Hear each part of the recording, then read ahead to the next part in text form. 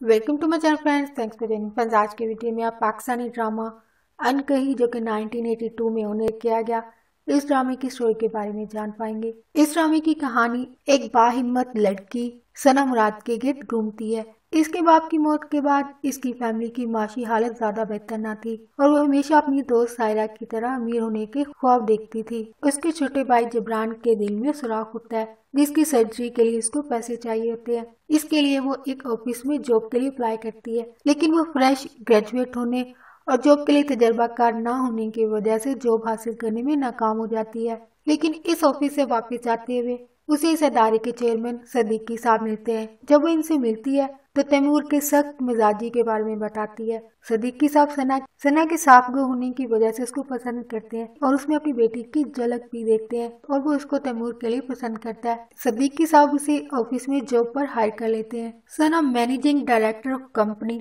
तैमूर अहमद के लिए काम करना शुरू कर देती है। सना जो पर एक अनाड़ी, एक गैर जिम्मेदार और यहाँ तक कि उसको डिक्टेशन भी टाइप करना नहीं आती है, जिसकी वजह से तैमूर को बहुत सारे मसाइल का सामना करना पड़ता है और इस ड्रामे को देखने वाले लोगों को हिलेरियस सिचुएशंस देखने को मिलती हैं और लोग हंसे बगैर नहीं रह सकते हैं।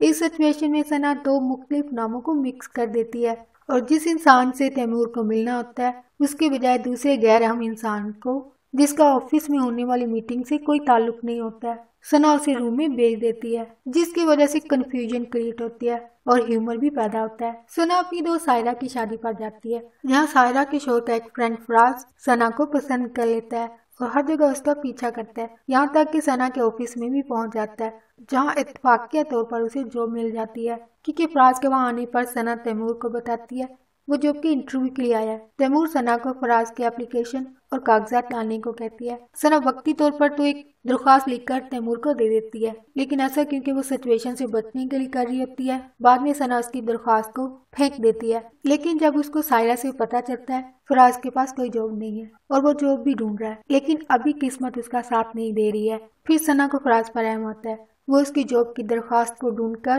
कागजात के साथ तैमूर को देती है और फराज इंटरव्यू वाले दिन अपनी काबिलियत की वजह से इस नौकरी को हासिल करने में कामयाब हो जाता है और वो ये नौकरी सना के करीब रहने के लिए भी कबूल करता है और वो ये सोचता है कि शायद सना भी इसको पसंद करती है, लेकिन ऐसा नहीं होता है।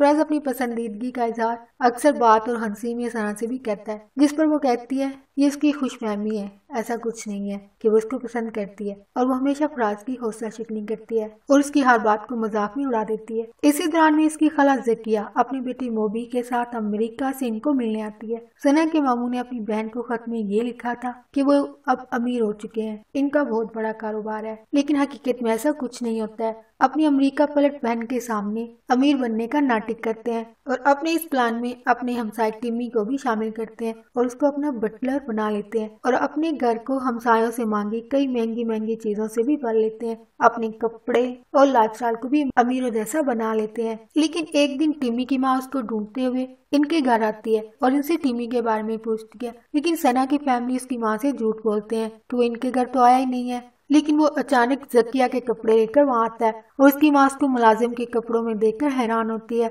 और जकिया को बताती है ये उसका बेटा टिम्मी है और बेटे से भी पूछती है वो यहाँ मुलाजिमों के कपड़ों में क्या कर रहा है, वो उसको ढूंढ रही है। इसके बाद सना उसकी फैमिली का झूठ पकड़ा जाता है। फिर जकिया भी इनसे नाराज होती है और उनसे ये भी कहती है कि इनको ये सब करने की क्या जरूरत थी। फिर जकिया इनको बताती है अब वो पाकिस्तान में रहने वाली है और अपने लिए एक बड़ा सा घर खरीद लेती है और अपने साथ सना की फैमिली को भी रख लेती है और टिम्मी को कारोबार संभालने के लिए अपने घर में मुलाजिम रख लेती है। इसी दौरान में मोबी को मरियम से मोहब्बत हो जाती है। मरियम, जिसको सना की माँ पहले अपने शोहर के रिश्तेदार की बेटी कहती है, जो कि हकीकत में उनके खेतों पर काम करने वाले मुलाजिम की एक बेटी होती है, जिसको उसका बाप मजबूरी की वजह से इनके पास छोड़ जाता है क्योंकि मरियम की सौतेली माँ मरियम को मनहूस समझती है और उस पर हर वक्त जुल्म भी करती है। लेकिन मरियम का बाप उसको कुछ नहीं कहता है और अपनी लड़ाका बीवी के सामने मजबूर होता है और एक दिन उसकी बीवी अपने भाई के बेटे से, जो कि एक मर्डरर होता है और एक बदमाश इंसान होता है, उसके साथ उसका रिश्ता तय कर देती है। सना और उसकी फैमिली को भी मरियम की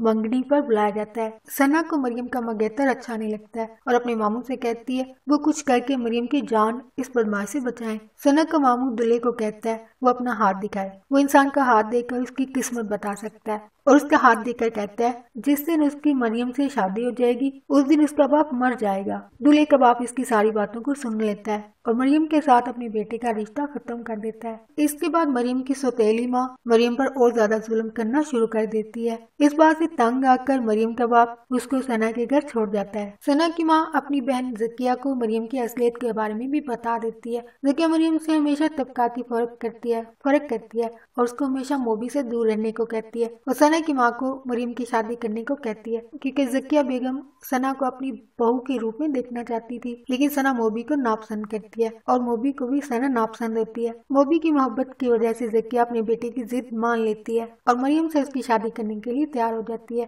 फराज सना से मिलने अक्सर उसके घर आता है और इस दौरान में जबरान से फराज की दोस्ती हो जाती है। सना की फैमिली भी फराज को पसंद करती है। सना की दोस्त सायरा का शोहर जो फराज का दोस्त भी होता है वो सना की फैमिली से फराज के लिए सना का रिश्ता मांगता है। जबरान अपनी माँ के साथ अमेरिका दिल के सुराख की सर्जरी करवाने के लिए जाता है जहाँ उसका ऑपरेशन कामयाब भी हो जाता है और वो वापस पाकिस्तान भी आ जाता है। इस दौरान में सना तैमूर के करीब आ जाती है और वो उसको अच्छा लगने लगता है। तैमूर की बीवी अबीर जो कि कोमा में होती है एक दिन सदीकी साहब सना को घर आने को कहते हैं और इसको तैमूर के कमरे में ले जाता है जहाँ वो तैमूर और उसकी बीवी अबीर को देखती है और उसको बहुत दुख होता है जब उसको ये पता चलता है तैमूर शादीशुदा है, लेकिन वो इस बात से बेखबर तैमूर से प्यार कर बैठती है। सना की इस कैफियत को फराज भी जानता है। ऐसा उसको एक ऑफिस मीटिंग में पता चलता है जब वो बड़ी बेसब्री से तैमूर का इंतजार कर रही होती है, लेकिन वो फिर भी हिम्मत नहीं हारता है और हमेशा अपनी मोहब्बत का दबे लफ्जों में इजहार करता रहता है। और फराज को भी सना के साथ तैमूर के शादीशुदा होने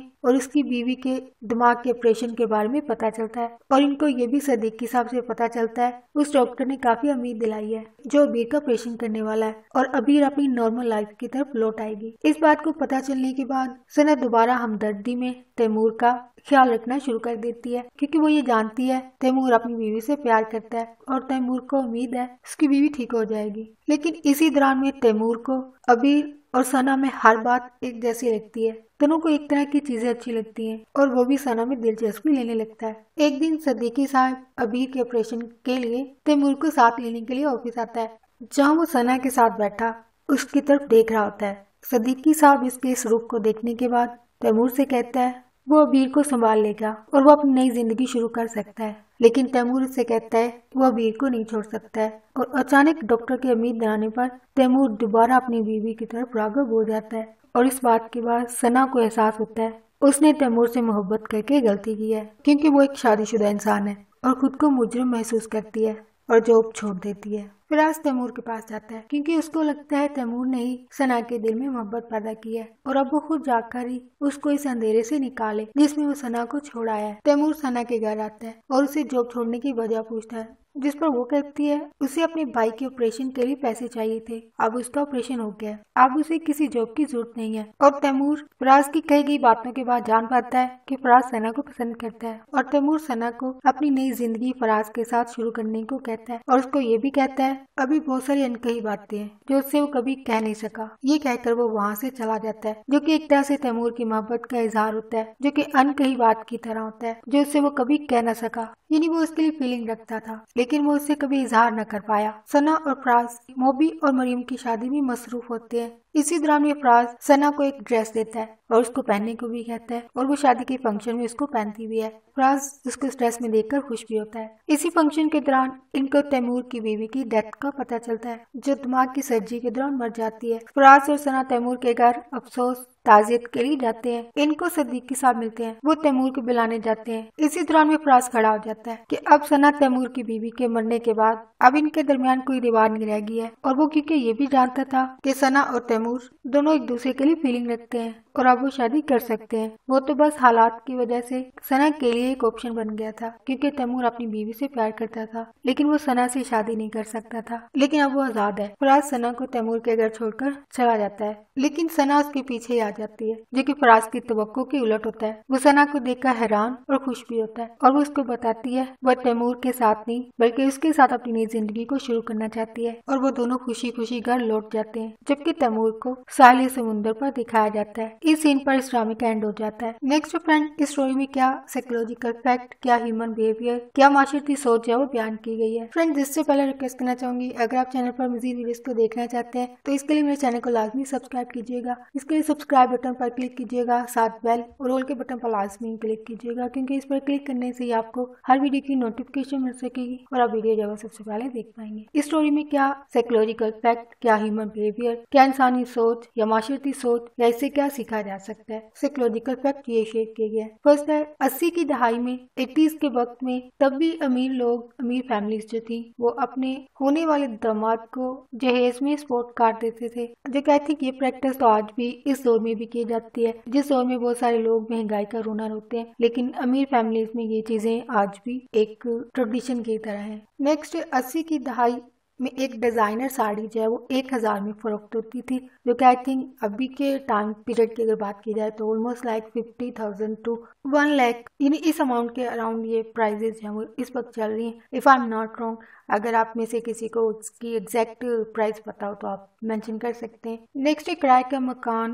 का जो किराया वो 2000 था, क्योंकि काफी ज्यादा अमाउंट है उस वक्त के टाइम पीरियड के हिसाब से, क्योंकि अब ये प्राइजेज जो है वो ऑलमोस्ट इतनी है, या ये अराउंड 5 to 10 होगी, इतने हो सकते हैं प्रेजेंट टाइम में। नेक्स्ट है, इंसान के मकासद नाकाबिले एतबार होते हैं। नेक्स्ट है, लड़कियों की जिंदगी पुरसकून होती अगर वो कपड़ों और जेवर के पीछे पागल न होती। नेक्स्ट है, आसपास की फिजा खूबसूरत हो तो बात की संगीनी कम लगती है, इन बात के सीरियस होने, इसकी नोयत जो कम महसूस होती है। जिंदगी मिलने और फिर जुदा होकर दोबारा मिल जाने को कहते हैं। हैदराबाद से कराची 20 रुपए किराया था, जो कि 1980s की बात है। अब रिसेंटली ट्रांसपोर्टेशन के पैसे भी ज्यादा होंगे, क्योंकि अभी व्हीकल्स के लिए यूज होने वाली जो सोर्सेज हैं वो काफी एक्सपेंसिव है, उसकी वजह से चार्जेस जो है वो बढ़ जाते हैं। और सेकेंडली, हैदराबाद से कराची कितना भी किराया लोग दे रहे हैं वो ज्यादा अच्छे तरीके से जब मेंशन कर पाएंगे, और सेकेंडली कंपेरिजन भी कर पाएंगे कि 1980s में 20 रुपए में हैदराबाद से कराची तक का सफर हो सकता था, अभी प्राइसेस क्या है वो लोग ज्यादा अच्छे तरीके से कंपेयर कर पाएंगे। नेक्स्ट है, इस ड्रामे में अपर क्लास के जो डिफरेंट ह्यूमन बिहेवियर शेयर किए गए वो क्वाइट अभी हमारी सोसाइटी में वैसे ही हैं। जैसे कि इसमें 2 से 3 घरों की फैमिलीज को दिखाया गया। तैमूर अहमद सदीकी साहब, जो कि मिडिल क्लास से आने वाले काबिल लोगों को अपनी कंपनीज वगैरह में चांसेस देते हैं, अपॉर्चुनिटीज मुहैया करते हैं कि वो अपने आप को मनवा सकें, अपने अंदर मौजूद सलाहियत को जो है वो जाहिर कर पाएं, और अपनी प्राइवेट लाइफ को जो है वो दूसरों से जो है वो दूर रखते हैं, और अपने गिर्द एक सख्त किस्म का खोल भी रखते हैं कि लोगों को उससे आगे जो है वो बढ़ने नहीं देते हैं। जो कि आई थिंक काफी प्रोफेशनल लोगों का ये बिहेवियर जो है वो काफी बेहतर होता है, खुद अपने लिए और शायद दूसरे लोगों के लिए भी। लेकिन समटाइम ये बिहेवियर जो है वो अच्छा नहीं भी होता है, जो कि सिचुएशन पर ये चीजें डिपेंड हो रही होती हैं। सेकेंड टाइप सायरा, जो कि सना की फ्रेंड होती है। इन दोनों में कोई भी तबकाती फर्क जो है वो नजर नहीं आ रहा होता है, और ना ही वो एक दूसरे से इस चीज का इजहार कर रही होती है किसी भी तरह से। सायरा उसकी हर तरह से मदद भी करती है, ध्यान भी रखती है। लेकिन दूसरी साइड पे अगर देखा जाए तो मिडिल क्लास फैमिली से ताल्लुक रखने वाली सनम राज है वो स्टिल एक कॉम्प्लेक्स का शिकार रहती है, और अपने घर में जाकर अपनी फैमिली से इस बारे में हमेशा बात भी करती रहती है कि वो भी सायरा की तरह अमीर होना चाहती है, जो कि एक ट्रू बिटर रियलिटी है। हमारी सोसाइटी में आज भी ह्यूमन बिहेवियर है कि बहुत सारे लोग सनम राज जैसी फीलिंग जो वो रखते हैं, इन्हें आगे बढ़ना चाहते हैं, वो भी अपर क्लास में शामिल होना चाहते हैं। थर्ड टाइप, जो कि जकिया बेगम की सूरत में हमें नजर आती है, जो कि तबकाती फर्क को जो वो काफी वाज़ेह तौर पर जाहिर करती रहती है अपने बिहेवियर से, अपनी बातों से। मरियम, जो कि एक मुलाजिम की बेटी होती है और एक गरीब घराने से होती है, और हमेशा वो अपने अल्फाज से उसको तबकाती फर्क का जो है वो बताती रहती है, एक तरह से क्लास डिफरेंस को जो है वो अल्फाज के जरिए जाहिर करती रहती है, और उसको भी कमतर महसूस करवाती है। लेकिन वक्त के साथ उसका बिहेवियर जो है वो चेंज हो जाता है। अगर इन बताएगी क्लासेस जो कि टाइप आपके साथ शेयर की गई हैं, अपर क्लास, मिडिल क्लास, ये ह्यूमन बिहेवियर आज भी हमारी सोसाइटी में हमें इर्द गिर्द हमेशा नजर आता है, और शायद आने वाली सदियों में भी ये रहेगा, क्योंकि ह्यूमन नेचर है वो कभी चेंज नहीं होती है। 90s की बात कर लें, 80s की बात कर लें, अब 20s चल रहा है तो सेम ह्यूमन बिहेवियर है, और शायद आने वाली कई 100 सदियों में भी यही ह्यूमन बिहेवियर रहेगा। लेकिन हम इंसान शायद नहीं होंगे, नेक्स्ट कोई और इंसान होंगे, लेकिन ह्यूमन नेचर यही होगी। आपका इस फैक्ट के बारे से क्या एक्सपीरियंस, या आप इसके बारे से क्या सोचते समझते हैं, या आपकी क्या थॉट्स हैं इसके बारे से, प्लीज कमेंट में लिखकर शेयर कीजिएगा। नेक्स्ट है, जब किसी इंसान की जिंदगी में कुछ बुरा या गलत होना हो तो इस इंसान की दाईं आंख जो वो फड़कती है, जिसको इंसान छठी हिस्स भी कहते हैं, सिक्स सेंस कहा जाता है। और ये फैक्ट हमारी सोसाइटी में काफी आम पाया जाता है। ह्यूमन बिहेवियर जो है काफी कॉमन है। हर दूसरा इंसान इस चीज को जो है वो अल्फाज के जरिए इजहार कर रहा होता है कि आज कुछ गलत होने वाला है या अच्छा होने वाला है, क्योंकि उसकी दाईं या बाईं आंख जो है वो फड़क रही है। आप इस ह्यूमन बिहेवियर के बारे में क्या सोचते समझते हैं? आया ये चीज ट्रू है या ये सिर्फ मिथ है? कैसा होता है? अगर दाईं आंख फड़क रही हो तो ये कुछ बुरा होने की अलामत है, अगर बाईं आंख ऐसा कर रही हो तो कुछ अच्छा होने वाला होता है। आप में से कितने लोग इस ह्यूमन बिहेवियर के हवाले से यकीन रखते हैं या नहीं रखते हैं? अगर ये डिसएग्री भी करते हो प्लीज कमेंट में करके शेयर कीजिएगा। नेक्स्ट है, मुजरिम के मुंह पर उसका गुनाह नहीं लिखा होता है, जो कि ट्रू बिटर है। हमारी सोसाइटी में ऐसे बहुत सारे लोग हैं जो कि एक तरह से क्रिमिनल माइंडेड होते हैं, लेकिन स्टिल सोसाइटी में बहुत सारी ऐसी अथॉरिटीज भी होते हैं, ऐसे ओहदों पर होते हैं, ऐसी जगहों पे होते हैं कि उनकी बहुत सारे लोग सुनते हैं, उनकी बात नहीं मानते हैं, लेकिन वो जो चीज़ें कर रहे होते हैं उनके मुंह पे तो लिखा नहीं होता है, लेकिन स्टिल जो ज़ाहिरी तौर पर नजर आ रहा होता है, लोग उसी के हवाले से जो वो ज़ाहिरी तौर पर ऐसे लोगों की इज्जत दे रहे होते हैं, क्योंकि उसकी बैड साइड को लोग जानते ही नहीं है तो उसके बारे में बुरा कैसे कहें। नेक्स्ट, अच्छी सूट भी क्या चीज़ है, जिसने भी डाली बुरी नज़र डाली। आई थिंक इस तरह की कंडीशन आपको मुख्तलिफ व्हीकल्स के पीछे भी लिखी हुई नजर आती है, तो ये भी इसी टाइप की लग रही है, लेकिन काफ़ी हकीकत के करीब लगती है। नेक्स्ट, हर माँ को अपना बच्चा कमज़ोर नजर आता है, यानी माँ को नजर आता है कि बच्चा मेरा कमज़ोर हो गया है, खाता पीता नहीं है, या बहुत ज़्यादा खिला भी रही हो फिर भी यही अल्फाज इस्तेमाल कर रही होती हैं। बच्चों को खेल के वक्त खेल और पढ़ाई के वक्त पढ़ाई करनी चाहिए, बहुत कॉमन इस्तेमाल किया जाने वाला मुहावरा है, लेकिन बच्चे इस पर अमल कभी नहीं करते हैं। वो अपनी मर्जी से सब कुछ कर रहे होते हैं, कार्टून चैनल्स देख रहे होते हैं, स्टडी के टाइम पे खेल रहे होते हैं, जो कि काफ़ी ऑपोजिट चल रहा होता है। लेकिन ये एक अच्छी बात है कि ऐसा होना चाहिए, हर काम को अपने वक्त में करना चाहिए। शेक्सपियर के मुताबिक दुनिया की भीड़ में चलने से बेहतर है तन्हा चला जाए, जो कि ट्रू और बिटर रियलिटी ऐसा होता है। बहुत सारे लोगों को तो दूसरे लोग तन्हा कर देते हैं। यहाँ पे तो कोटेशन में ये कहा गया है कि आपको अगर 10 गलत लोगों के साथ चलना पड़े तो उससे बेहतर है कि आप अलग हो जाए, लेकिन समटाइम इसका ऑपोजिट हो रहा है कि लोग खुद भी सही इंसान को अलग कर देते हैं, वो खुद ही तन्हा हो जाता है। लेकिन बहुत कम लोग होंगे कि वो 10 गलत लोगों के साथ गैर मुतफिक हो, बल्कि वो भी साथ मिल के दुनिया की इस भीड़ में शामिल होकर वही चीज़ कर रहे होते हैं जो कि बाकी लोग कर रहे होते हैं। एक भेड़ चाल चल रहे होते हैं और किसी एक की नहीं बल्कि 10 की जिंदगी तबाह कर रहे थे। नेक्स्ट, एक गरीब की बेटी न पढ़ सके न कोई काम कर सके और घर बैठी हो तो 10 लोगों की 10 जुबानें हो जाए। लोग तरह तरह की बातें करते हैं, जो कि ट्रू और बिटर रियलिटी है। ये आज के दौर में भी यही अल्फाज लोग इस्तेमाल कर रहे हैं। ये 80s में इस्तेमाल किए गई कोटेशन है, लेकिन यही अल्फाज जो है वो आज भी इस्तेमाल किए जाते हैं और यही चीज़ हो रही है। नेक्स्ट है, 80 की दहाई में 80s में बीए का रिजल्ट जो वो अखबार में छाया होता था। आई थिंक ये 90s में भी यही चीज़ होती रही है। आप में से कितने लोगों को ये चीज़ पता है? प्लीज़ कमेंट में लिखकर शेयर कीजिएगा। ये आया 90s में भी ऐसा होता था या नहीं। लेकिन अक्सर आपको ब्लैक एंड वाइट जो मूवीज़ हैं पाकिस्तान की, अक्सर फेमस मूवीज़ के अंदर ये डायलॉग आपको हमेशा नज़र आता है, जहाँ पे हीरो को जो है वो अखबार के साथ दिखाया जाता है कि माँ मैं पास हो गया, माँ मैंने बीए के इम्तहान में टॉप किया है। इस तरह का डायलॉग आपको काफ़ी आम सुनने को मिलता है। और सेकेंडली ये भी एक फैक्ट यहाँ पे शेयर करना चाहूँगी, ऐड करना चाहूँगी कि जो लिटरेचर होता है या अदब है, जिस वक्त में ये लिखा जाता है उस वक्त की एक अक्कासी होता है, एक रिफ्लेक्शन होता है। यानी इस अदब के जरिए आपको पता चलता है कि उस दौर में क्या क्या चीज़ें हुई थी, कैसी हुई थी, या लोगों के क्या बिहेवियर थे। ये चीज़ें जो वो आपको लिटरेचर में काफ़ी मिल जाती हैं। और लिटरेचर पढ़ने से, लिटरेचर जब आपको बुक्स में मिलता है, स्टोरीज में मिलता है, नॉवेल्स में मिलता है, जो लोग स्टडी के शौकीन होते हैं वो इन चीज़ों को जाहिर बात है ज़्यादा दूसरे लोगों से बेहतर जान पाते हैं बनिस्बत ऐसे लोगों के जो पढ़ते नहीं है या स्टडी नहीं करते हैं। बट ऐसा भी नहीं है, क्योंकि बहुत सारे लोग जो हैं इस बात के भी मानने वाले कि किताब से ज़्यादा अच्छा उस्ताद जो है वो ज़माना है।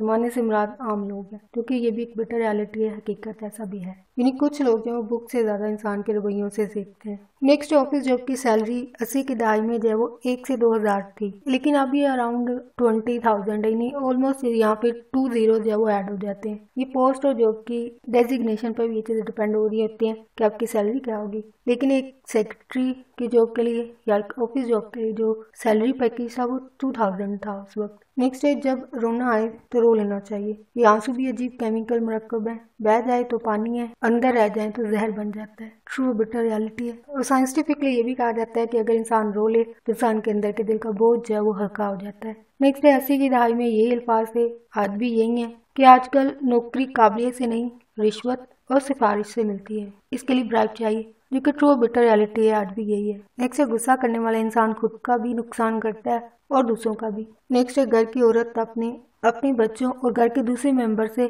हमेशा यही शिकायत करती रहती हैं, खाना खाने के बाद खाने वाले बर्तन घर के मुख्तलिफ कमरों में छोड़ देते हैं और इन बर्तनों को घर की खवातीन को ही उठाना पड़ता है। ये भी एक ट्रू ह्यूमन बिहेवियर है जो कि आज भी में नजर आता है। नेक्स्ट है मिठाई का डब्बा 20 रुपए 80 की दहाई में मिलता था, अभी शायद 200 से 500 के दरमियान इसकी प्राइस होगी, if I am not wrong.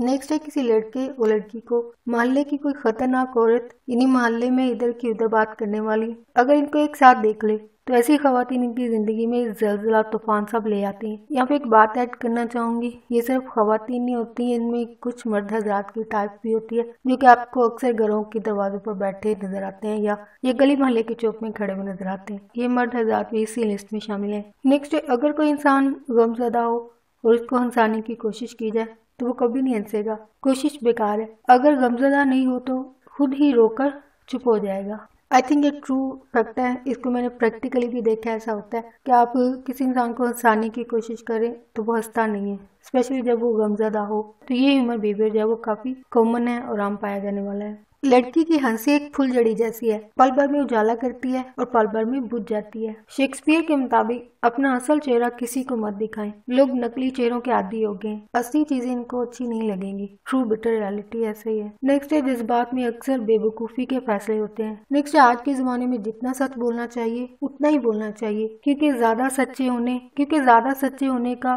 खुद इंसान को ही ज्यादा नुकसान होता है, किसी और का नहीं होता है। इन्हें ज्यादा सच भी नहीं बोलना चाहिए, सच्चा भी नहीं होना चाहिए। बिटर रियलिटी ऐसे लोगों की जिंदगी जो वो ज्यादा मिजरेबल होती है जो सच बोलने पर यकीन रखते हैं, क्योंकि लोग ज्यादा मुनाफिक होते हैं, मुंह पे कुछ और पीछे कुछ। ट्रू बिटर रियलिटी, हर दूसरा इंसान इसी चीज पर चल रहा होता है। नेक्स्ट है हमारे माशरे में नफ्सियाती मसाइल। ये नफ्सियाती बीमारी को पागलपन समझते हैं और इस इंसान से डरते हैं जिसको नफ्सियाती मसाइल हो। अगर 1980s में साइकोलॉजी से रिलेटेड मेंटली डिसऑर्डर को एक पागलपन से तशबीह दी जाती थी, तो आज भी यही ह्यूमन बिहेवियर है। सही है। और आई थिंक जो नफ्सियाती मसाइल हैं ये काफी कॉम्प्लिकेटेड है। आपको ऐसे लोग भी नफ्सियाती मरीज नजर आएंगे जो कि ज़ाहिरी तौर पर अपनी हर रिस्पॉन्सिबिलिटी को, हर चीजों को, हर कामों को बड़े अच्छे तरीके से कर रहे होते हैं। ऐसे लोग जो होते हैं क्रिमिनल माइंड के होते हैं, ये दूसरे लोगों की जिंदगी ऐसे अजीरन करते हैं कि दूसरे इंसानों को मरने तक ले जाते हैं, लेकिन खुद बड़े मुतमिन नजर आते हैं। ये नफ्सियाती लोगों की एक कॉम्प्लिकेटेड टाइप कह लीजिए। इन्हें एक तरह से दूसरों को अजियत पहुंचाते हैं, माशरती तौर पर,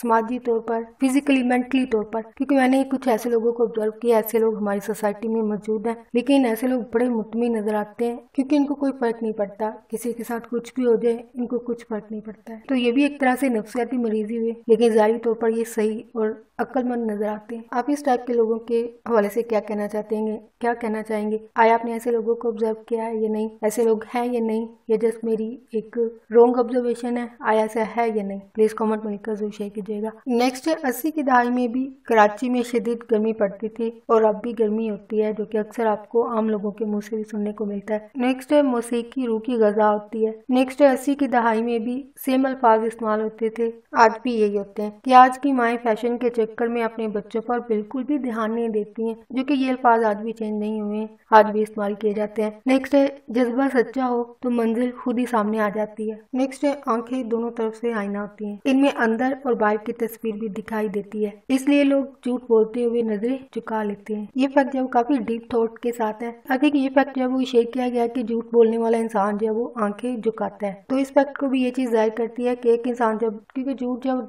डिफरेंट तरह से बोला जाता है, तो इसको बोलते हुए आंखें झुकाने वाला जो है वो झूठा साबित होता है, जो कि कोटेशंस के हिसाब से है। बट स्टिल यहाँ पे एक बात भी ऐड करना चाहूंगी कि हमारे बहुत सारे अपराध ऐसे जो कि शर्मीले लोग होते हैं, ये आंखों में आंखें डालकर बात करते नहीं है, तो ऐसे लोगों पर ये फैक्ट है आई थिंक गलत साबित होता है। आप इस फैक्ट के वजह से क्या सोचते समझते हैं, या ये जो मैंने बिहेवियर साथ शेयर किया है कि कुछ लोग शर्मीले होने की वजह से आंखों में आंखें डाल के बात नहीं करते, तो हम ऐसे लोगों को झूठा नहीं कह सकते, क्योंकि यहाँ पे ये फैक्ट है वो ऑपोजिट हो जाता है। आपके क्या थॉट्स हैं प्लीज कमेंट में लिखकर शेयर कीजिएगा। नेक्स्ट है जिंदगी तन्हाई के समुद्र के बीचों बीच एक ऐसा जजीरा होता है जिसमें ख्वाबों के दरख्त होते हैं, उम्मीद की लहरें उठती हैं, मगर नाउमीदी की नोकीली चट्टानों से टकरा कर पाश पाश हो जाती हैं। चाहे जितने भी जहाज तुम्हारे साहिल पर आए और चले जाएं, तुम अकेले रहोगे अपनी तन्हाई के दुख सहते हुए और खुशियों की तमन्नाएं करते हुए। ये ड्रामा जो है वो ज्यादातर अपने डायलॉग की वजह से काफी फेमस हुआ, जो कि अभी आपके साथ जो फैक्ट शेयर किए गए ये भी एक डायलॉग की तरह बोले गए थे। और सारे डायलॉग जो काफी डीप थॉट्स रखते हैं, डीप फीलिंग होती है इसमें, सुनने वाला सोचने पर मजबूर हो जाता है। नेक्स्ट, इंसान को हर तरह के हालात के लिए तैयार रहना चाहिए। नेक्स्ट, कद बढ़ाने के लिए दरवाजे से लटकना चाहिए। 80 की दहाई में भी ये अल्फाज कहे जाते थे, आज भी लोग इनको इस्तेमाल करते हैं। तो क्या आपके ख्याल से कद बढ़ता है या नहीं, हाइट इंसान की बढ़ती है या नहीं, प्लीज कमेंट में लिखकर शेयर कीजिएगा, क्योंकि ये ह्यूमन बिहेवियर जो है वो इतने साल गुजरने के बाद अभी भी लोगों में आम पाया जाता है। नेक्स्ट, गीदड़ की 100 साल की जिंदगी से शेर की एक दिन की जिंदगी बेहतर है। आई थिंक ये फैक्ट जो है रियल लाइफ में जो है वो काफी ऑपोजिट है। लोग 100 साल की जिंदगी तो कबूल करते हैं लेकिन एक दिन की नहीं, जो कि एक तरह से एक सही फैक्ट है कि लोग हवा के रुख चलते हैं, वक्त के साथ अपने रवैये और सोच बदलते रहते हैं, ये कह लीजिए कि जमाने के साथ चलते हैं। ये अल्फाज सिर्फ कहने की हद तक होते हैं, ऐसा रियल में कुछ नहीं होता है। अगर होता भी है तो बहुत कम लोग या रेयर ऐसे लोग बहुत रेयर होंगे कि ऐसा करते होंगे, जो कि आज की सोसाइटी में काफी मुश्किल बिहेवियर है इंसान का, क्योंकि ऐसा बिहेवियर इख्तियार करने वाले अपने साथ साथ दूसरे लोगों को भी काफी नुकसान जो वो पहुंचा लेते हैं, जो कि बिटर रियलिटी है। आप इस फैक्ट के बारे में क्या सोचते समझते प्लीज कमेंट में लिखकर शेयर कीजिएगा। नेक्स्ट है, जब कोई इंसान किसी को पसंद करने लगे या प्यार करने लगे तो उसको अपने इर्द गिर्द हर चीज है वो नई नई और खूबसूरत नजर आती है, जबकि दूसरे इंसानों के लिए वही चीजें रोजाना जैसी होती हैं, आम रूटीन जैसी लग रही होती हैं। ऐसी फीलिंग सिर्फ ऐसे लोगों के लिए हो सकती है जो कि ट्रू फीलिंग रखते हो दूसरे इंसान के लिए, उनके लिए ये सब चीजें जो नहीं लग रही होती हैं। और आज के दौर में तो आई थिंक ये फीलिंग नहीं होती होगी, क्योंकि आजकल सिर्फ लोग रुपए, पैसे, क्रेडिट और बैलेंस को देखते हैं, चाहे कोई लड़की लड़के को देख रही हो या लड़का लड़की को। नेक्स्ट, बाद दफा बहुत अहम चीजें किसी गैर अहम जगह पर मिलती हैं। नेक्स्ट, झूठ यही है ना कि इंसान का चेहरा कुछ और कहता है और लफ्ज कुछ और। ये डायलॉग के जरिए एक तरह से एक झूठ बोलने वाले इंसान की फीलिंग को, अपीयरेंस को बताया गया है। नेक्स्ट, कुछ लोगों के दिल में सुराख बचपन में ही हो जाता है और कुछ के बड़े होने के बाद। तो क्या इंसान हर दूसरे इंसान को ये बताता फिरे कि उसके दिल में सुराख हो गया है? बल्कि खुश रहना चाहिए, चाहे दिखावे के लिए सही। इस ड्रामे में जबरान के दिल में सुराख होता है, लेकिन वो अपनी कंडीशन को बड़ी उम्र के अफराद के दिल में सुराख की बात को मुहावरतन कहता है। यानी बड़ी उम्र के अफराद में दिल के सुराख से मुराद उस इंसान को दिली तौर पर कोई सदमा होता है, वो इंसान दुखी होता है। और इस बच्चे का कहने का मकसद ये होता है कि अगर इंसान तकलीफ में हो या दिल दुखे तो क्या इंसान हर दूसरे इंसान को ये बताता फिरे कि वो उदास है या दुखी है? यानी दिखावेगा खुश रहना चाहिए। नेक्स्ट, इंसान गुस्से में वो बात भी कह जाता है जो उसके दिमाग के किसी कोने में भी नहीं होती है, ऐसे ही मुंह से निकल जाती है। ट्रू है, बिटर रियलिटी है, लेकिन इस चीज को लोग ऑपोजिट लेते हैं। इस चीज का रिएक्शन जो वो काफी एक तरह से डेडली होता है। इन दूसरे इंसान जब इन अल्फाज को जब वो आपके अगेंस्ट जब वो इस्तेमाल करते हैं, आपकी कैरेक्टर असैसिनेशन भी इन अल्फाज के जरिए की जाती है, जो कि आई थिंक आपको प्रेजेंट तो नहीं कर रहे होते हैं, लेकिन वो गुस्से में निकले हुए अल्फाज आपके अगेंस्ट जब इस्तेमाल किए जाते हैं, जो कि ट्रू बिटर और काफी कॉमन पाया जाने वाला एक ह्यूमन बिहेवियर है। काफी हार्श सिचुएशन जब इंसान के लिए हो सकती है अगर ये किसी इंसान के साथ हो जाता है। नेक्स्ट, कुछ लोग दूसरे इंसान से डरते नहीं है, लेकिन बस उनके साथ किसी छोटी या मामूली बात की बना पर या किसी मामूली बात की बना पर फजूल बहस में नहीं पड़ना चाहते हैं। ऐसा ह्यूमन बिहेवियर जब बहुत कम लोग इस्तेमाल करते हैं, लेकिन जो लोग इस चीज को करते हैं अपनी लाइफ को काफी हद तक जो वो आसान बनाए रखते हैं, क्योंकि फजूल किस्म का आर्ग्यू जो इंसान के लिए मजीद लड़ाई की वजह बनता है। तो एक तरह से सेविंग सिचुएशन हो सकती है लोगों के लिए अगर ये चीज करते हैं। नेक्स्ट है, हम दूसरों से मोहब्बत में अपना बेस बदलते रहते हैं और यहाँ तक कि खुद को भी बदल लेते हैं और खुद को यकीन आ जाता है कि हम वो नहीं है जो है, बल्कि वो है जो नहीं है। नेक्स्ट है, शादी से पहले इंसान को दूसरे इंसान को जान लेना चाहिए, लेकिन हकीकत में सारी जिंदगी किसी इंसान को समझ नहीं पाता है। यानी लोग ये कहते हैं कि शादी से पहले या कोई भी रिलेशन बनाने से पहले दूसरे इंसान को जान लेना चाहिए, लेकिन ये ऑपोजिट चीज है, क्योंकि इंसान एक दिन में या कुछ सालों के अंदर इंसान दूसरे इंसान को नहीं जान पाता है, क्योंकि वो सारे लोग जो होते हैं अपनी सारी जिंदगी भी खुद को छुपाए रखते हैं। यानी एक तरह से सारी जिंदगी जो है वो दूसरे इंसान को इंसान समझ नहीं पाता है। जब तक इनकी जिंदगी में कुछ होता है तब तक सारी जिंदगी शायद खत्म हो चुकी होती है। और इनफैक्ट कुछ लोगों के लिए तो ये जनरेशन टू जनरेशन एक डैमेज को जो है वो पैदा करती है, अगर आप सही इंसान को पहचान नहीं पाते हैं या गलत को सही या सही को गलत समझते रहते हैं। वजह भी यही है कि इंसान समझ ही नहीं पाता कि दूसरा इंसान क्या है, और शायद इसीलिए हमें हमारी सोसाइटी में बहुत सारी ऐसी ट्रेजिक स्टोरी सुनने को मिलती हैं। इसके पीछे वजह ये होती है कि इंसान दूसरे इंसानों को समझ ही नहीं पाते, और जब समझ आती है तब बहुत कुछ हो चुका होता है, नुकसान हो चुका होता है, और सर से पानी जब वो गुजर चुका होता है। ऐसी सिचुएशंस भी लोगों की लाइफ में हुई हैं। नेक्स्ट है, हर इंसान को अपनी अच्छाई और बुराई का वाज़ेह पता होना चाहिए। नेक्स्ट है, हमें ख्वाब देखने का इख्तियार तो होता है, लेकिन ख्वाबों की ताबीर पर कोई कुदरत नहीं होती है, यानी कोई इख्तियार नहीं होता है, क्योंकि हर ख्वाब पूरे नहीं होते हैं। और इसकी वजह यह है कि वो इसलिए कि दूसरे हमारी नज़रों से ख्वाब नहीं देखते हैं, अपनी नज़रों से देखते हैं, और कभी हमारे और इनके ख्वाबों में इतनी दूरियां होती हैं कि मिलने नहीं पाते। इसमें काफ़ी डीप थॉट्स हैं, लेकिन ट्रू बात है। नेक्स्ट, ऐसे लोग हमें ख्वाब दिखाते क्यों हैं? हमें ऐसे रास्ते पर ले आते हैं जहाँ ना आगे का रास्ता हो और ना पीछे वापसी का कोई रास्ता हो। ये तो बेईमानी है, लेकिन ऐसी छोटी छोटी बेईमानियां तो जिंदगी में बर्दाश्त करनी चाहिए। ये फराज और सजाद के दरमियान होने वाली गुफ्तगू है। जब फराज को सना के बारे में पता चलता है कि वो तैमूर को पसंद करती है। नेक्स्ट, दर्द के बारे में भी अजीब फलसफा है कि दर्द जब इंसान को हो तो ये खुद ब खुद कम होता जाता है। नेक्स्ट, बात चोटें बहुत गहरी होती हैं, और गहरी चोटें हमेशा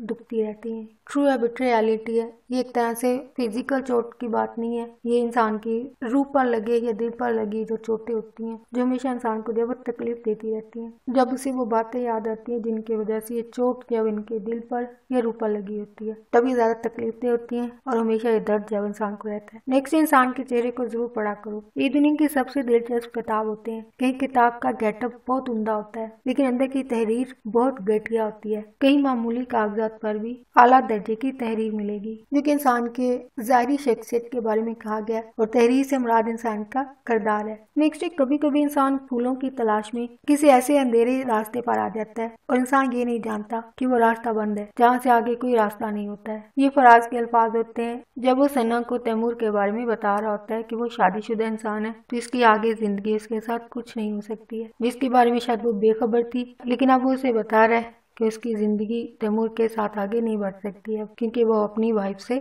मोहब्बत करता है। नेक्स्ट है, जिंदगी तो नाम ही कुछ टूटने और जोड़ने का है। अगर ये टूट फूट ना हो तो जिंदगी बिल्कुल ठहर जाए। नेक्स्ट है, आंखें खुली रखने की जरूरत है, और एक लालटेन लेकर अपने दिल के तह खाने में उतर जाओ। किसी गोशे में नाम लिखा होगा, वो देखो और बाहर आ जाओ। बस इतनी सी बात होती है। इन्हीं इंसान को उस इंसान के बारे में पता चल जाता है जिसको वो पसंद करता है। ऐसा उसको बस अपने दिल के अंदर मौजूद इंसान को देखने परखने की जरूरत होती है। ये फराज के अल्फाज होते हैं जब वो तैमूर और अपने बारे में बता रहा होता है। नेक्स्ट है, जो लोग दूसरों की खुशी का दिन याद रखते हैं बड़े अच्छे लोग होते हैं, और ऐसे लोग दिल खोलकर इनकी खुशी में शामिल होते हैं। नेक्स्ट है, जिंदगी को एक जगह ठहराना नहीं चाहिए। जिंदगी तो एक कारवां की तरह आगे बढ़ती है, जिंदगी ठहर नहीं सकती है। हम चाहे इसे जंजीरों के साथ ही क्यों न बांधना चाहें। आज हम यहाँ हैं, कल किसी दूसरे आसमान के नीचे होंगे। नेक्स्ट है, गुजरते वक्त को इंसान रोक नहीं सकते हैं, क्योंकि ये इंसान के इख्तियार में नहीं है, लेकिन इंसान ये तो कर सकता है वक्त को जाया ना करे। नेक्स्ट है, जो गुजर गया वो गुजर चुका, इसलिए आने वाले वक्त में अगर कुछ अपने लिए लेना चाहे तो उसको ले लें। नेक्स्ट है, इंसान के हौसले को इतना ही जमाना चाहिए जितना उसमें हौसला हो। इंसान को बुत बनाकर उसको ऊंचे चबूतरे पर बैठा देना उसकी इज्जत अफजाई नहीं बल्कि उसके साथ जुल्म है। नेक्स्ट है, मेरी जिंदगी मेरी जाती मलकियत है, एक कशकोल नहीं है कि मैं उसे हर एक के सामने सरेआम रखता फिरूं और हर आता जाता उसमें हमदर्दी के सिक्के फेंकता जाए। इसलिए मैंने अपनी जात के इर्द गिर्द इतनी ऊंची दीवारें खड़ी कर ली हैं कि किसी को कुछ नजर ना आ सके। ये तैमूर के अल्फाज होते हैं जिसके जरिए वो अपने बिहेवियर को जाहिर करता है। वो दूसरे लोगों की मुदाखलत अपनी जिंदगी में पसंद नहीं करता है। नेक्स्ट है, कुछ लोग अंधेरे में भटकते हुए भी रोशनी की तमन्ना जरूर करते हैं, लेकिन इन्हें इन अंधेरों से बड़ा प्यार होता है क्योंकि ये अंधेरा इनकी जात का एक हिस्सा बन चुका होते हैं। नेक्स्ट है, अमीर होने का मतलब ये हरगिज नहीं है कि इंसान दूसरे इंसान के जज्बात का बिल्कुल भी एहसास ना करे। इंसान बोले या चुप रहे, उसके बोलने पर और चुप रहने पर भी दूसरे लोगों को इतराज होता है। इन इंसान को किसी भी हाल में जीने नहीं दिया जाता है। नेक्स्ट इंसान का ज़र्फ उस वक्त पता चलता है। अपने लिए तो हर इंसान मुस्कुराता है, हंसता है, खेलता है, कूदता है, लेकिन दूसरों के लिए बड़े हौसले की बात है। कभी कभी इंसान दूसरों के लिए जीकर ही अपने लिए ढंग से जी सकता है, यानी किसी की दुनिया में शामिल होकर उसको खुशियाँ दो, इससे तुम्हें क्या नुकसान होगा, लेकिन हो सकता है उससे किसी को कोई फायदा पहुँच जाए। नेक्स्ट, अगर कोई इंसान अपनी जिंदगी में दुखी हो, परेशान हो, तो ये जरूरी तो नहीं है कि उसको हमारी जरूरत तो हम उसके लिए क्या कर सकते हैं? थोड़ी सी खुशी, थोड़ी सी तसल्ली तो दे सकते हैं। कम से कम हम उसको ये एहसास तो दिला सकते हैं कि हम उसके साथ हैं। और अगर गौर किया जाए तो यही बहुत बड़ी बात है कि ये एहसास ही बस दिलाया जाए कि हम उसके साथ हैं। नेक्स्ट है, किसी का चिराग जला देने से अपने चिराग की रोशनी कम तो नहीं हो जाती है, बल्कि और बढ़ जाती है। यानी अगर हम जिंदगी में किसी को आगे बढ़ने में मदद देते हैं इल्म की सूरत में, तो इससे आपके इल्म में कोई कमी नहीं होती है, लेकिन किसी दूसरे इंसान का भला जरूर हो जाता है। नेक्स्ट है, 80 की दहाई में भी यही अल्फाज इस्तेमाल हो रहे थे जो आज हैं। साइंस ने अब बहुत तरक्की कर ली है। दिल में सुराख के लिए जो ऑपरेशन होता है ज्यादा बड़ा ऑपरेशन नहीं है, वो तो बहुत मामूली है, ज्यादा बड़ी बात नहीं है और ना ही परेशानी वाली बात होती है। यानी ये कह सकते हैं कि हार्ट डिफेक्ट जो कि अक्सर छोटे बच्चों में पैदा होते हैं,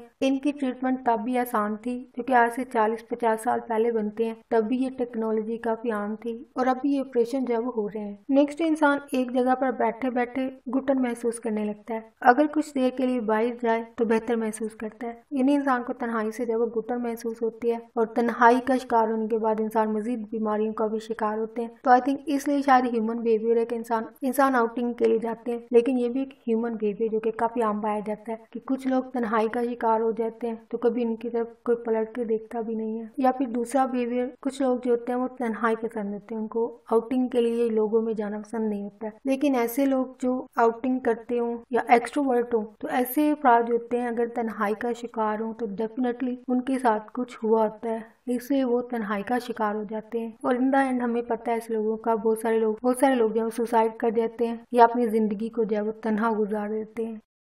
नेक्स्ट है, खुद को मामूली कहने वाले दो तरह के लोग होते हैं। एक वो जो इसी उम्मीद में रहते हैं कि दूसरे इसरार करें कि आप मामूली नहीं है, और दूसरे वो जो अच्छी किताबों पर मामूली कागजों का कवर चढ़ाए रखते हैं ताकि असल किताब खराब ना हो। यानी ऐसे लोग जो होते हैं जो ज़ाहिरी तौर पर तो मामूली नजर आ रहे होते हैं, लेकिन वो असल में जो है वो गैर मामूली होते हैं। उनके अंदर मौजूद सलाहियतें उनको ऐसा बना रही होती हैं। लेकिन ऐसे लोगों को दूसरों के अल्फाज सुनने की जरूरत नहीं होती है कि वो मामूली नहीं है। लेकिन स्टिल पहली टाइप वही है कि बहुत सारे ऐसे लोग होते हैं जो इस इंतजार में रहते हैं कि लोग उनके बारे में ये कहें वो मामूली नहीं है या गैर अहम नहीं है। लेकिन ऐसा में वो मामूली होते हैं, लेकिन वो सिर्फ अपनी अहमियत दूसरों के सामने जिताने के लिए ऐसा कर रहे थे। और आम सोसाइटी में इस बिहेवियर को देखा जाए तो बहुत सारे लोग दिखावे के लिए भी दूसरे गैर अहम लोगों को भी अहमियत दे रहे होते हैं, और बहुत सारे ऐसे लोग जो कि अहम होते हैं लेकिन उनको गैर मामूली बना रहे होते हैं, या दूसरे लोगों के साथ मिलकर उनकी अहमियत को गैर अहम बना रहे होते हैं कि लोग इनको नोटिस ही ना करें।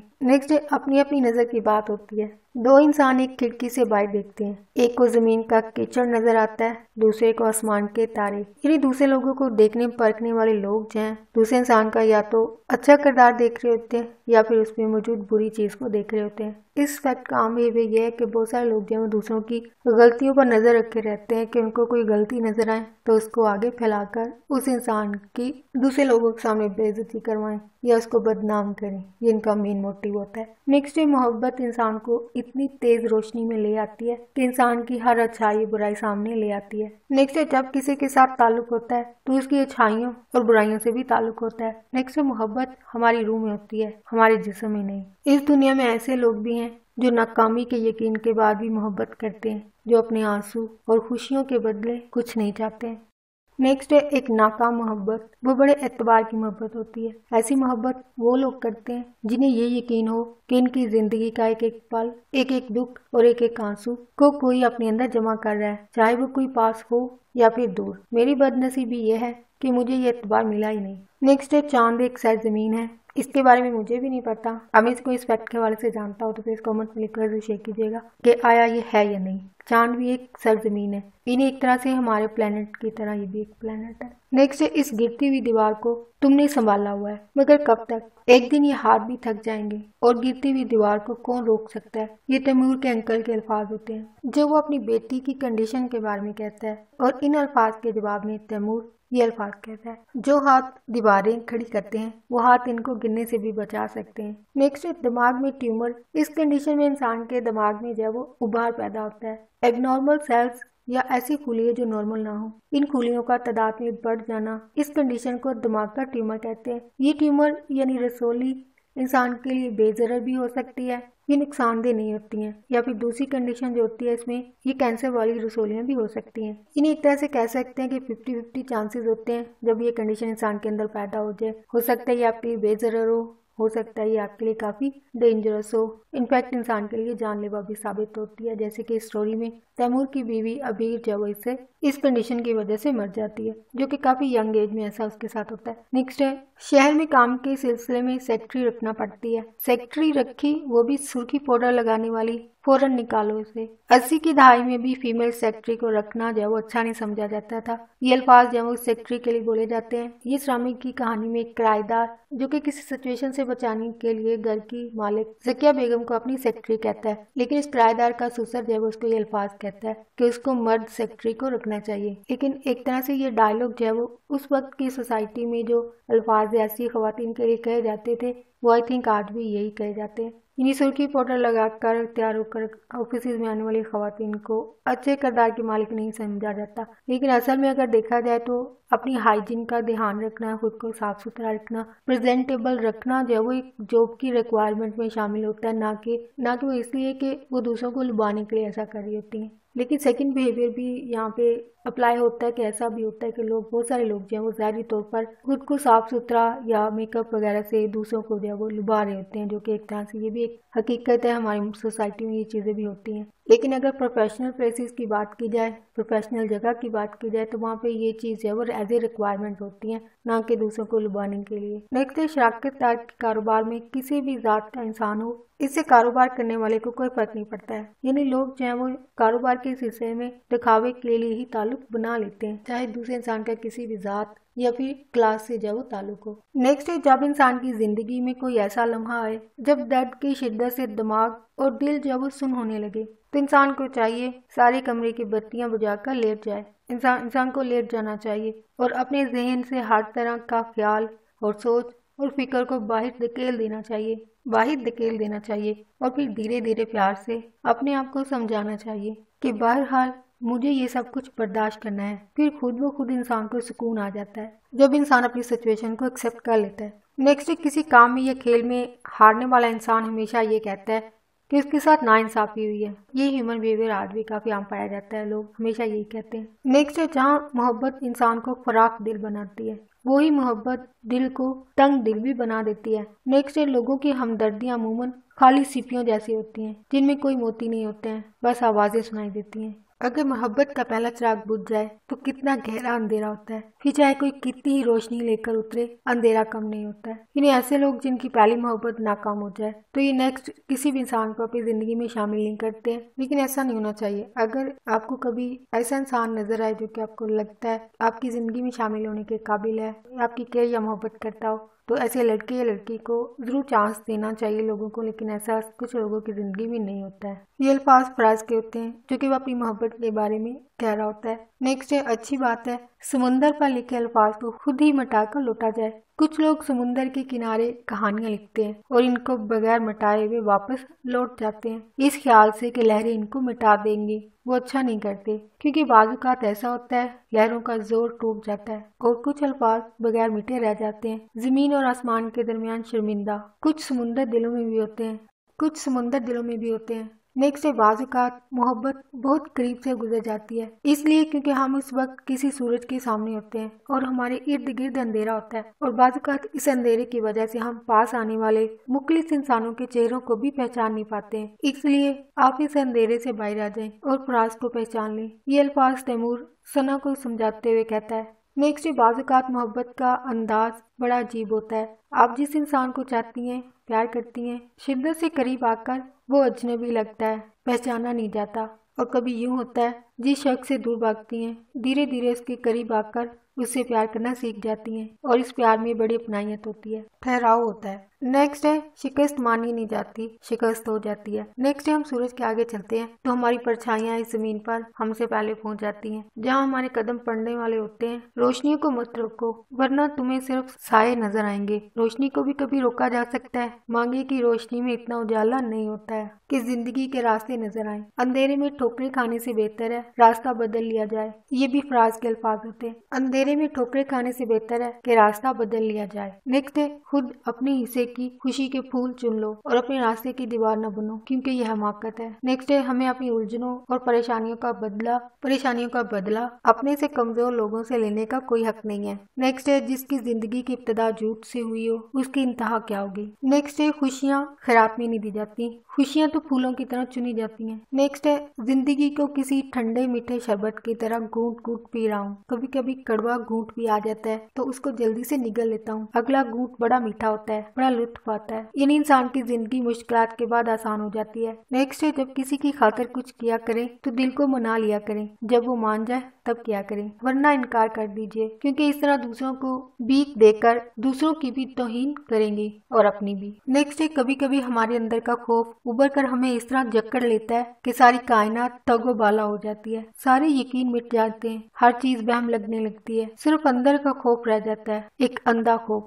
नेक्स्ट है, परेशान होने वालों की शक्ल बिगड़ जाती है, हजारों जुरियां लकीरें, अगर जुरियां ही डालनी थी तो हंसकर डाल लेते, ये सदीकी साहब के अल्फाज होते हैं। नेक्स्ट है, जब हम तोहफे में किसी को कोई चीज देना चाहें तो हर चीज छोटी लगती है। ट्रू है, ये आम पाया जाने वाला एक ह्यूमन बिहेवियर है। इंसान जब किसी को, स्पेशली ऐसे लोग जिनको वो पसंद करते हो, उनके लिए जब कोई चीज खरीद रहे हो तो हर चीज छोटी लगती है, इनफैक्ट महंगी से महंगी चीज भी कम लगती है। नेक्स्ट है, जब इंसान को किसी से प्यार हो तो उसके जहन में उसी का ख्याल रहता है, हर चीज उसी जैसी लगती है। आई थिंक इस फैक्ट को आप अक्सर मूवीज ड्रामों में भी देखते हैं कि अक्सर जिस इंसान को प्यार में दिखाया जाता है उसको वो इंसान जिसे वो प्यार करता है, चाहे वो लड़की हो या लड़का हो, उसको हर इंसान में इसकी शक्ल नजर आ रही होती है और इस इंसान की इस सिचुएशन को काफी फनी वे से सॉन्ग्स के अंदर जब वो प्रेजेंट किया जाता है, लेकिन ये हकीकत है कि ऐसा इन लोगों के साथ होता है। नेक्स्ट है, हाथ खाली हो जाए तो इंसान बेकारी बन जाता है, घर खाली हो जाए तो आसेब ज़दा हो जाता है और दिल खाली हो जाए तो सारी रोशनियां बुझ जाती हैं